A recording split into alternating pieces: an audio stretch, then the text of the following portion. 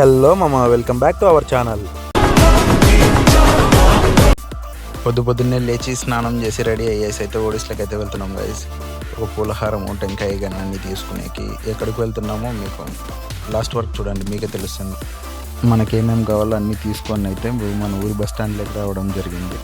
Bus స్టాండ్లోకి అయితే మా mummy మా వైఫ్ కూడా వస్తున్నారు గైస్. వాళ్ళు వచ్చిన తర్వాత ముగ్గురు కలిసి బస్సు ఎక్కి వెళ్తున్నాం. ఎక్కడికి వెళ్తున్నామో మీరే చూడండి.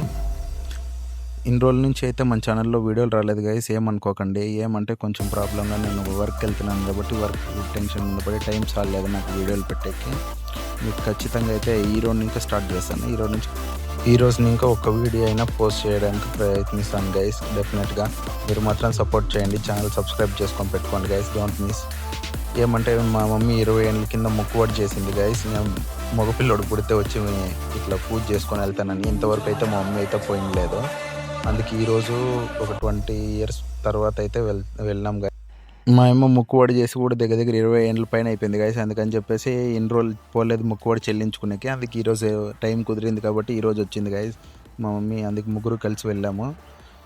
మళ్ళీ అక్కడ అయిపోయిన తర్వాత పూజ అయిపోయిన తర్వాత మా మమ్మీ వాళ్ళ అమ్మ సమాధి దగ్గరికి అయితే వచ్చాము. అక్కడైతే ప్రసాదం కానీ టెంకాయ కానీ కొట్టుకొని ప్రసాదం అయితే పనిచేసి అందరికీ ఫైనల్గా మా రిలేటివ్స్ వాళ్ళ ఇంటికి అయితే వెళ్ళాం గైస్. ఇంటికి వెళ్ళేసి ఊరికే మాట్లాడించుకొని వచ్చాము. గైస్ మా పెద్దమ్మ ఇంట్లో మీటింగ్ గైస్, అందరూ వచ్చినాం కదా, మొక్కుబడి తీర్చే కోసం వెళ్ళాం గైస్. అంతే ఫైనల్గా మళ్ళీ రిటర్న్ అయిపోయినాం ఇంటికి. బస్ స్టాండ్లో ఉన్నాం, బస్సే రాలేదు గైస్. ఫైనల్గా బస్ అయితే వచ్చింది. ఇంతే ఈ వీడియో అంతే ఫ్రెండ్స్. లైక్ చేయండి, షేర్ చేయండి, సబ్స్క్రైబ్ చేయండి, సపోర్ట్ చేయండి ఫ్రెండ్స్. ఇంకా మంచి కంటెంట్